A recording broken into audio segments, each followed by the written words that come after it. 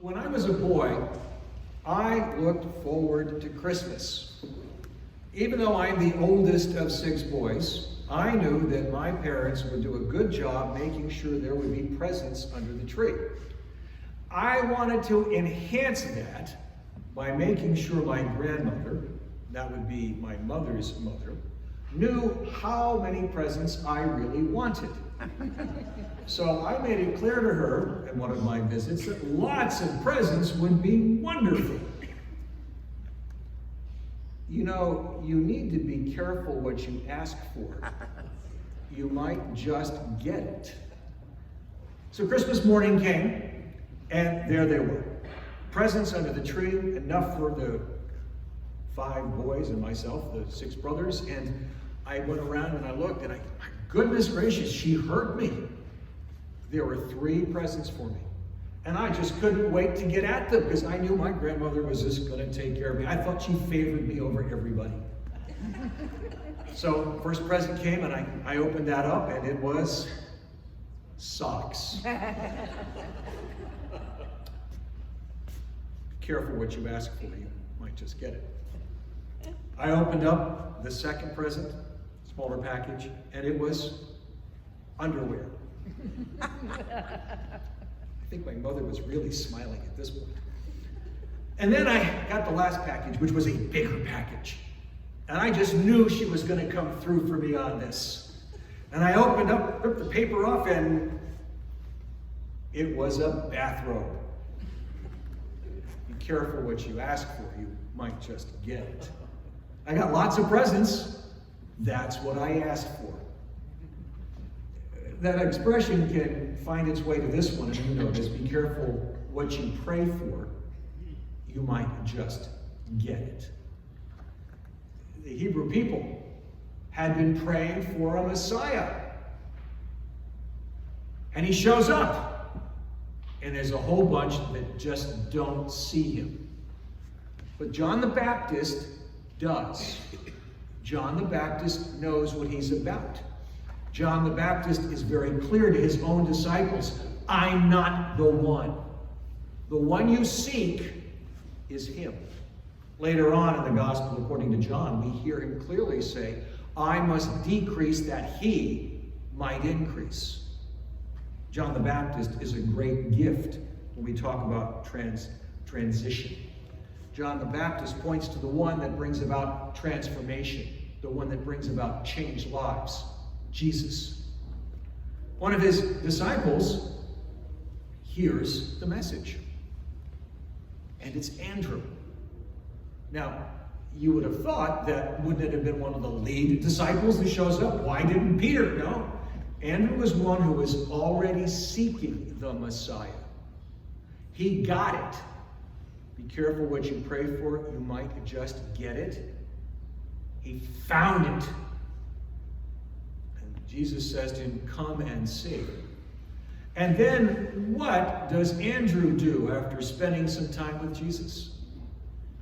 He goes, in the power of the Holy Spirit, if you will, he goes and finds Peter and says to Peter, basically, come and see. And Jesus responds so incredibly well. Now, this whole idea, be careful what you pray for. You might just get it. The Messiah, for instance, is the theme of the Gospel according to John in many ways. John's Gospel is written maybe 20 or 30 years after Matthew, Mark, and Luke. Mark basically is before the fall of the temple, and then Matthew and Luke are afterwards.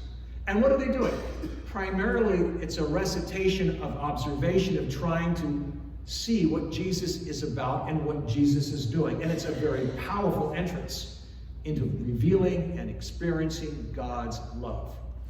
But if you've been kicked out of the synagogues because there are a bunch of people who don't agree with you over your interpretation that the Messiah has come, how are you going to respond? Well, the way the Johannine community responded was to start to try to explain to both themselves and to others who Jesus was and is. so that that which they are following not only makes sense in head, but clearly radiates from heart. The light came in the world, and the darkness did not overcome it. Our collect for the day reminds us of Epiphany, and do not let the darkness overwhelm. That's fear, anxiety, worry. But that the light come out and overwhelm and brightly share this love. This is what they're about in the Gospel according to John. And it's clearly stated in how John the Baptist points to Jesus. And how Jesus then goes forward and more fully reveals who he is and who he will be, and how we are to respond to that love and how we are to share it. And you can think about how that's going to be explored in the months to come, especially as we get to Holy Week and Maundy, Thursday, Good Friday, and the day of the resurrection and beyond. Be careful what you pray for. You might just get it. I wonder what we're praying for right now. Oh, we're praying for the next rector who might come to St. Timothy's. And we have a rotating prayer. It's the big, long prayer from last week broken up in 3 parts, so that each week we emphasize a different section. So what are we emphasizing today? We ask your Holy Spirit for guidance, insight, and direction as we prayerfully draw to our midst the leader you would choose for us. Wasn't that sort of what we did last Sunday when we collected all those notes and tried to get a feel for what would be the qualities and the expectations, what you really hoped for in the next coming rector? That which you would turn over to the search committee to start understanding in the power of the Spirit, to interpret and report back. This is kind of what we're hearing. And hopefully you will never be shy, because you know who the search committee members are. We commissioned them. Keep telling them what you think. It's an open communication in the power of the Holy Spirit. Grant us continued confidence in our choices and strength to embrace the changes. When a new person comes into your midst, sometimes things are different. Andrew goes and finds Jesus. Jesus is different than John the Baptist. When he starts to follow him, he winds up on an incredible journey that lives into what I said a few weeks ago. Who you are is God's gift to you. Who you become is your gift to God. Now Andrew is becoming the gift to God, bringing Jesus and beyond in sharing that love. Now I want you to think about that. Who you are is God's gift to you. Who you become is your gift to God. Against, be careful what you pray for, you might just get it. I want you to think about it corporately, not just individually. Who we are, who St. Timothy's is our gift to God. Who we become, I knew I was going to get it backwards. Who we are is God's gift to us. Who we become is our gift to God. So that becoming is what is happening now. But I also want you to think about the one you are praying for. The one that in our bulletin says, finally we ask your blessings upon the St. Timothy's family, even as we continue to pray for the priest known only to you, who is on the way to us. That person already knows, hopefully, that who he or she is God's gift to that person.